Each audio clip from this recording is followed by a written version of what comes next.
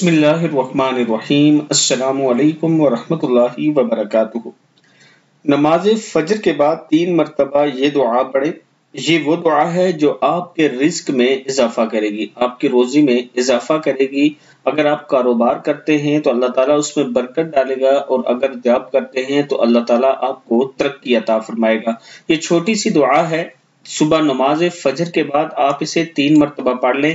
بسم اللہ الرحمن الرحیم، اللہم انی اعوذ بک من الفقر والقلۃ والذلۃ واعوذ بک من ان اظلم او اظلم، اللہم انی اعوذ بک من الفقر والقلۃ والذلۃ واعوذ بک من ان اظلم او اظلم۔ صدق اللہ العظیم۔